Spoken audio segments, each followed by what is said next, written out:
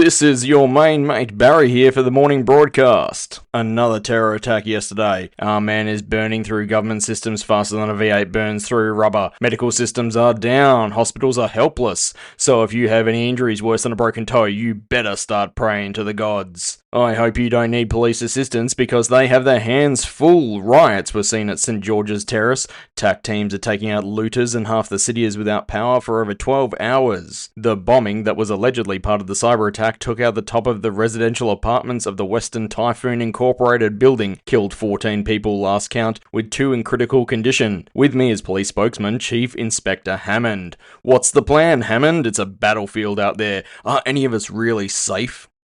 The gruff voice of Hammond took over the broadcast we were streaming over Fear's tablet, while the three of us sat around the dining table eating a Chinese takeaway meal. Ooh, Chief Inspector, Fear mocked in admiration. Must have got that promotion at last. It's not a battlefield, Mr. Arnold. Please call me Barry. His jovial tone was not relenting, and we at the Perth City Police Force would appreciate it if the media didn't keep elevating the situation further with these fear-mongering tactics. Barry cut in. Is it not a fact that 13 buildings have been destroyed? Over 3,400 dead, not to mention the injured. It's chaos on the streets, with riots and looting since the cyber attacks, and all of this from just one single terrorist. I could almost see the angry expression on Hammond's face. These are all somewhat true, but I'd like to make it clear that there is no evidence that this is just the actions of one individual. We have it on good authority that the terrorist is the same one that blew up an apartment building only weeks ago, killing several and injuring the gallant hunter Ulf Whitlock, the only one brave enough to engage this psychopath. Fear almost spat her food across the table as she burst out laughing at the word gallant. Reva smiled and patted me on the head as she got up to get another beer. Fear shook her head and continued to eat as she leafed through the pages of the black tome I had liberated from the witch's coven in the garden. She would take a mouthful, then turn a page, scanning each one casually but taking in every detail. Next to her, on the data tablet that we were streaming the broadcast through, was the results of the DNA test I had run on the stranger's blood that had been left on my punch dagger. I hadn't expected much to come from them, and I was right. Any records this guy had been scrubbed from all official sources. Take a guess at who was responsible. I had to give him points. He was being thorough. Well, if Hammond wasn't pissed before, that comment was gonna push him over the edge. The hunter, Whitlock, used his authority to deny my team entry to that building. He endangered his own life, not to mention that of the residents in the building, and further, I tuned out the next part of the interview. Reva leant over Fear's shoulder and tried to read the pages, mouthing the unfamiliar words. So what, it's all in Latin? Fear tipped her head from side to side while chewing. Not entirely.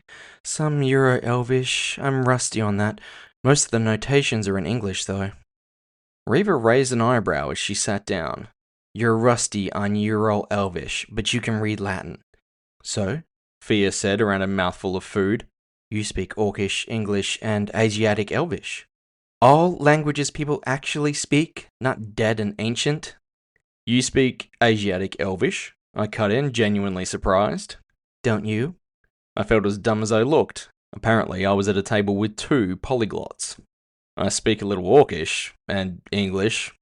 Bad English.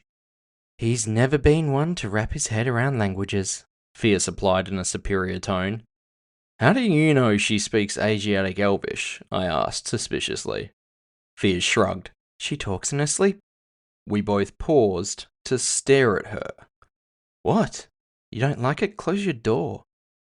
It figured. Werewolves generally didn't need much sleep. I knew she spent the nights where she was in control wandering around the apartment watching anime. On the plus side, if I was on a night mission, she was always available. I turned my attention back to the interview for a moment. I would like to know where you're getting your information from. Hammond had gone stone cold. If he wasn't on a public broadcast, he probably would have torn Barry a new one. Well, one of our many sources is the Honourable Sierra Tolomine. In fact, Lady Tolomine has been gracious enough to agree to join us in this discussion today. Welcome, Lady Tolomine. There was a brief pause as Sierra switched on. Please, Barry, call me Sierra. I'm happy to join this bracing discussion. Now, Sierra, after the lack of results from our boys in blue, you've decided to take matters into your own hands. Is this not true? Yes, although I would like to state for the record, our police force is one of the top in the country.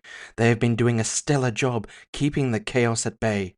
However, it is only through the blind spots of their leadership that they are hindered in their duty. Oh shit, Reva said, popping her beer on the edge of the table. She's going for the throat, ain't she? I resent that remark, Hammond interjected, on the edge of popping a blood vessel if I didn't know any better. I don't believe I named you specifically, Chief Inspector. Guilty conscience? She didn't wait for a response, but continued in her speech. I shook my head as they launched into a back and forth. Look, my point was, no one speaks Latin anymore. I was just impressed you can read it. Fia turned another page. It's not that hard. I probably couldn't hold a long conversation in it, but reading it is easy enough. It's more simple than Subterran. I gave her a flat look. You don't speak Subterran. Hal MacLoch, Tarak Mol Volos Hanon. I glanced at Reaver out the corner of my eye. She shrugged. Don't look at me, I don't speak it. Ves Hesen Josen Kazma Folas. Fia continued in Asiatic Elvish. Reaver coughed up a mouthful of beer and chuckled to herself. Oh sure, that's just great, now you two have a private language.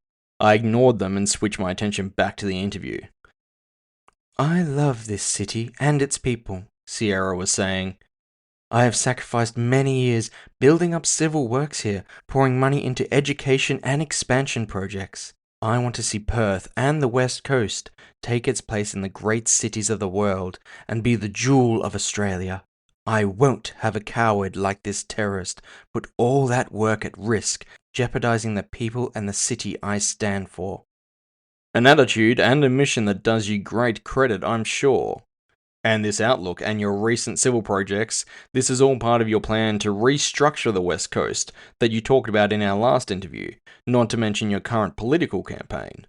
Of course, though I won't get off track. We aren't here for that. All I will say is that I aim to make us great. We have the coastline, ports, fishing, trade. We have huge tracts of arable land since the strides in terraforming. We have mines, minerals, and more. In this age, the rest of the country comes to us for their goods and raw materials. It's time we stood up for ourselves and leveraged that power. Fia brought my attention back to the table. This is so odd. This isn't a spellbook in any specific sense. It's not like the ones I'm used to seeing in the wizard libraries. This is more like a book on maximizing the potential of magic, bringing out new aspects. This is some ancient shit. You mean it's a witch self-help book? I asked, incredulous. I know you're being an idiot, but kinda. I need to research it some more. I'm not super up to speed on this kind of magic, but it seems like this is the kind of text that teaches a mage how to become an archmage. That would have explained how the witches in the Reaper's Garden were manifesting more powerful spells with such control, like the mistress bringing herself back from the brink of death. That was some crazy shit, even for that hellhole. Interesting point, though. She trailed off as she flipped back and forth for a moment. Reva and I waited while she studied the book. Well? What? Oh, sorry. It's written like it's referencing other texts. I think it's part of a collection. The magic this one talks about is mostly in line with summoning, augmentation, and necromancy. I contemplated this as Fear read out a few passages to Reva. I ran the events of the garden through my mind. There was something niggling at me. Something the stranger had said. It had sparked a thought that hadn't reared its head at the time, but it had been bothering me ever since. Pretty sure they got it from someone else, Reva said, in response to a question Fear had asked. They were crapping on about some mistress, like a patron they were paying homage to. It suddenly all snapped into focus. A patron! Reva had a constant stream of my inner monologue going through her head. Our mental link meant she got flashes of my memories when I did. chunks of my thoughts and any surface activity. She turned to look at me, as shocked on her face as I was in my mind. Holy shit. I nodded slowly. Yeah. Seriously? I stared off into the middle distance, amazed at the possibility. I wouldn't be surprised by anything at this point. Excuse me? Fia rapped her knuckles on the table. Talk about a private language. Sorry, I shook my head. The stranger, he said he served a patron, a higher power. You thought maybe he meant a fiend or something, like a magical demon pact that he had made in exchange for power? But what if he meant a person, not a magical bond, but an actual supporter of his work? Fia shrugged, still not seeing the connection. So?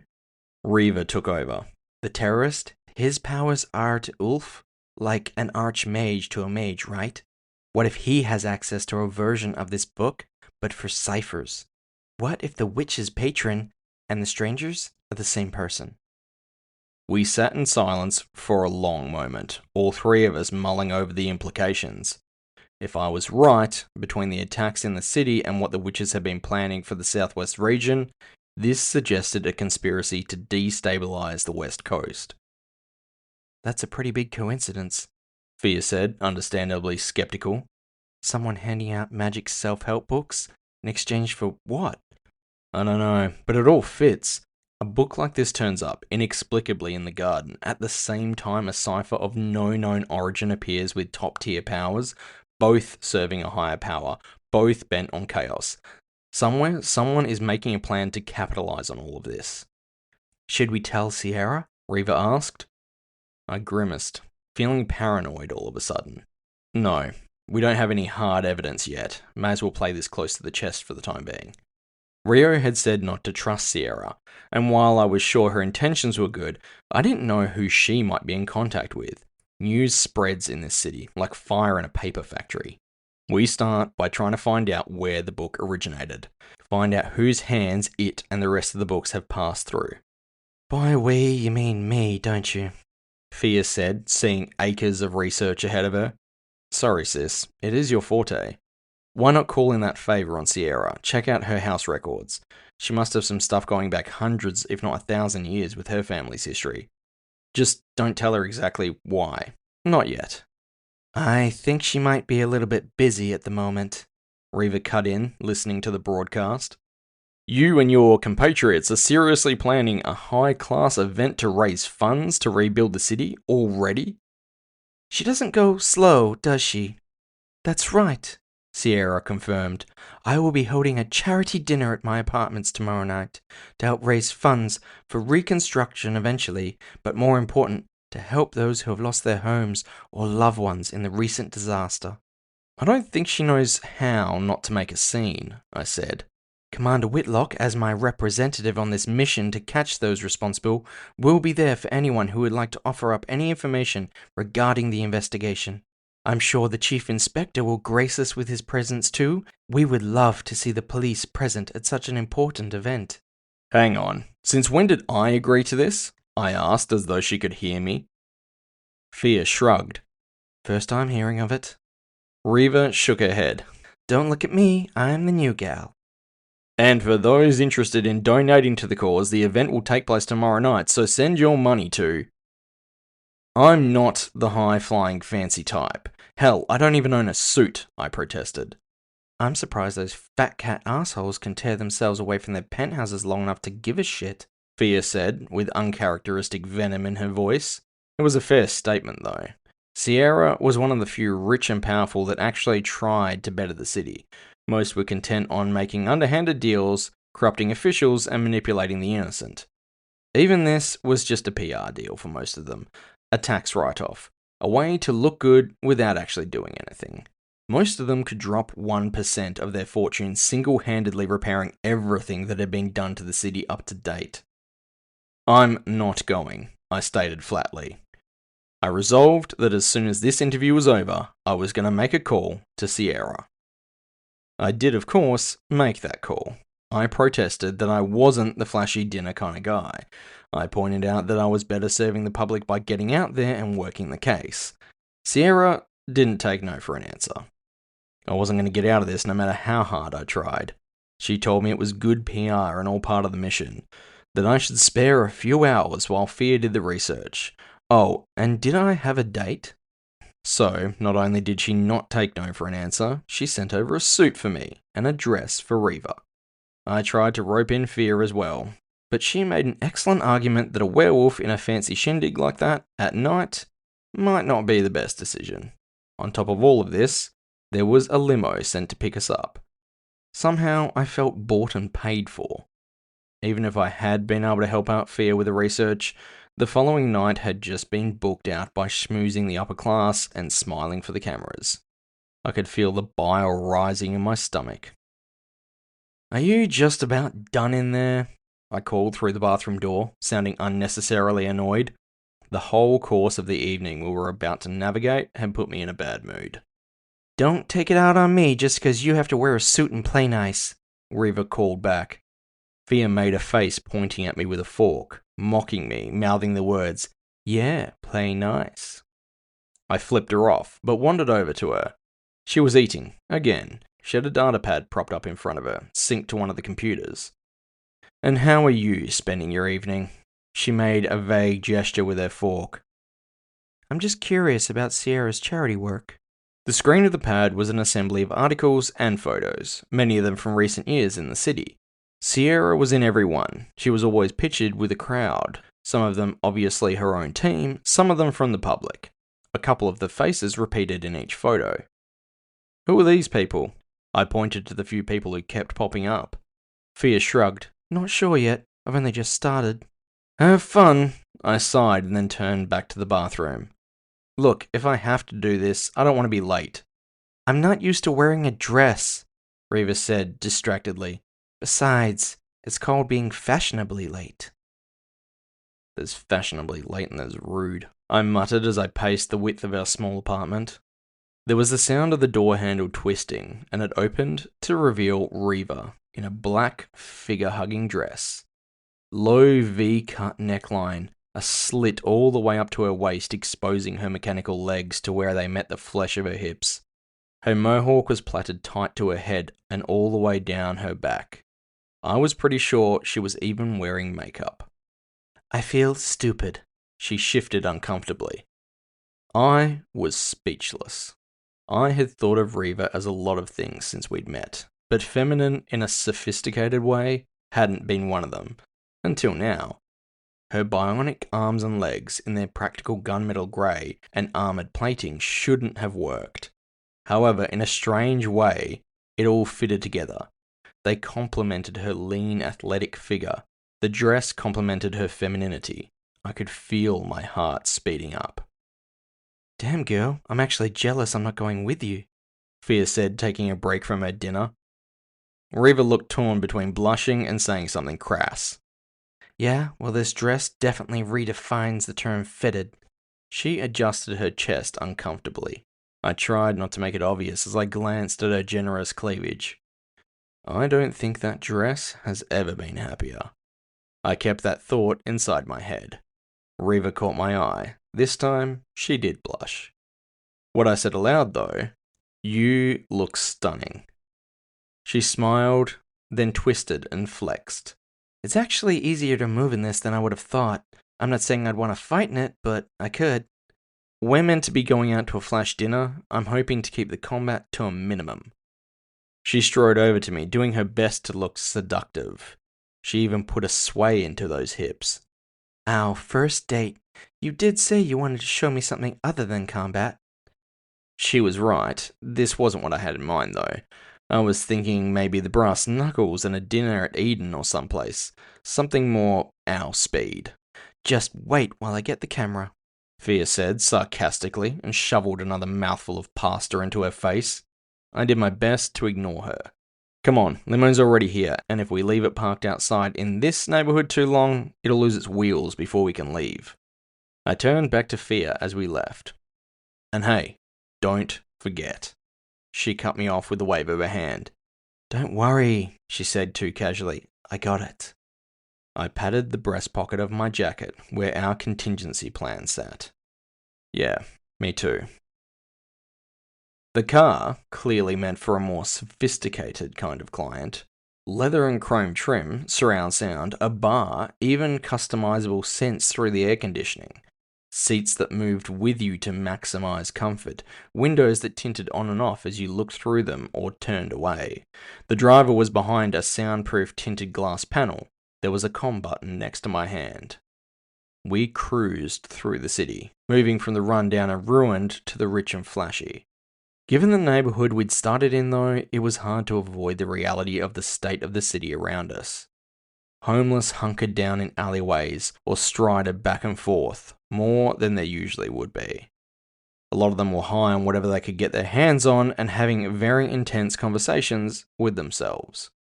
Graffiti covered every surface reachable from the pavement, and some of the more creative ones aimed a bit higher. Not to mention the damage from the recent riots and looting. I could see the burnt out husks of a few shops, offices and cars, the targets of overzealous looters. I could feel the bile rising in my stomach at the prospect of all this carnage, when I was being taken to one of the most lavish parties the city would see this year. My eyes fixed on a family huddled underneath a tarpaulin, their clothes ragged, their meagre possessions piled in a shopping cart. The very people that we were allegedly raising funds to support. I doubted that family would see a single cent. I feel dirty, I said, the realization hitting me of what I had unwittingly become a partisan to. We can use Sierra's support, Reva said, grabbing my hand without taking her gaze off the view out of her window. This isn't what I stand for. This isn't how I help people. I tugged at the suit and tie. She squeezed my hand. It's just a few hours. She turned to look at me with a soft, understanding smile. Sometimes we have to compromise our values to get a leg up. I sounded petty, even to me, complaining about having to go to a high-class party, but I couldn't shake the feeling I was being used, paraded out for show and tell, when I could have actually been doing something. You can't help these people, Reva said, reading my mind. Even catching this guy isn't going to give them their home back. I know, I said sullenly, but at least I wouldn't feel like a sellout. She squeezed my hand again. Think of it as using them for their booze and a free meal. We progressed past the ravaged side of the city, the driver expertly avoiding the carnage of some of the bombings. I could still catch glimpses of the ruins from the gaps between the buildings as we slowed for traffic though. My mind was still working away at the case in the background. It had occurred to me that the majority of buildings hit were office blocks, or more correctly, major corporate centres of business. Very few residential areas had actually been targeted. Anything residential, like apartments, had just been attached to the office blocks, like the Typhoon building. I made a mental note to look into that, see if there was any connection between the targets. It might not be something the cops would notice. The stranger wasn't the kind of person that saw the world in obvious connections. It might be a very subtle line linking them together. If I was going to hit the city to teach it a lesson, I would have gone after the rich assholes I was about to shake hands with. I'm the vindictive type though. But going for their companies, that was probably the smarter move, hurt the bottom dollar. I tried to turn my mind away from the case and bring it back to the car. 2 glasses of champagne sat beside us. Music softly caressed our ears.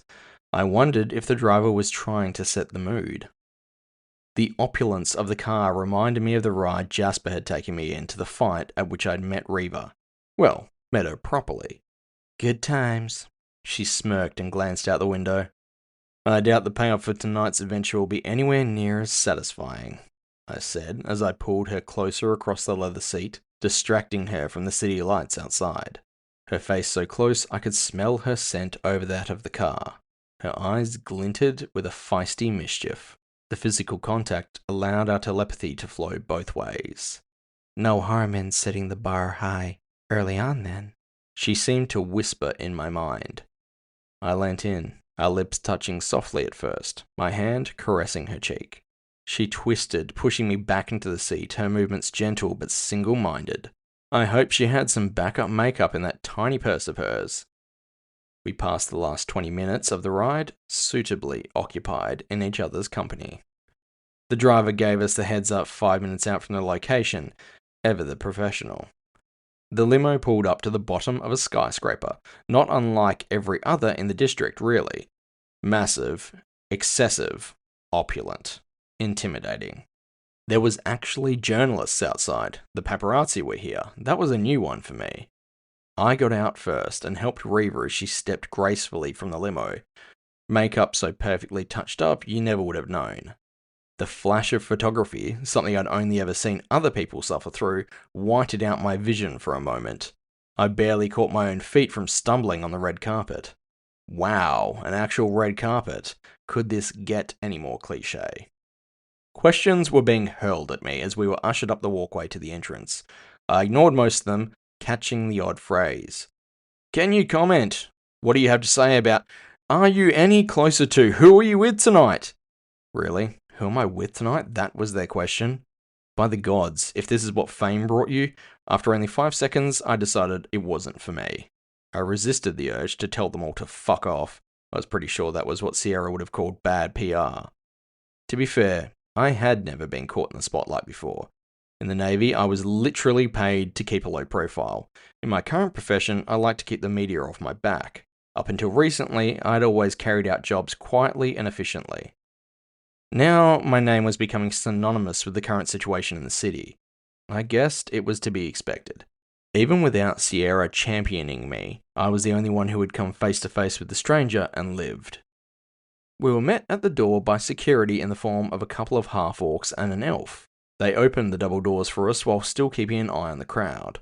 Inside, a dark-skinned elf, another one of the security, nodded to us and motioned to the elevators. Activating the elevator remotely, he sent us on our way to the penthouse level. I studied him as the doors closed. His face seemed familiar. I couldn't place it though, and I knew it was going to bug me all night.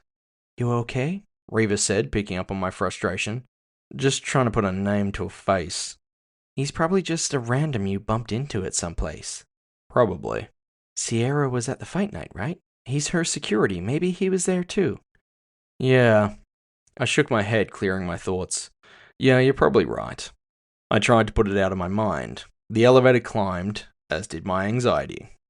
One of the differences between me and Fia was that she wanted to be around people and couldn't. I could be around people and didn't want to. We hit the apex. The doors slid open. I plastered on the same face and attitude I used to put on when on parade. Reva locked on a soft smile and exuded the same confidence she had when entering the ring. We might not have been the most suave. We definitely weren't the richest. But I was confident we were the most deadly. Any confidence is still confidence, and that was what mattered with these people. Self-assurance, presence, attitude, and money. Thank you for listening to Cyphers Edge. Subscribe so as not to miss future episodes. New episodes uploaded every second Saturday. Script and narration by JJ Brandis. Music was provided by Cale McLeish. Copyright JJ Brandis 2025.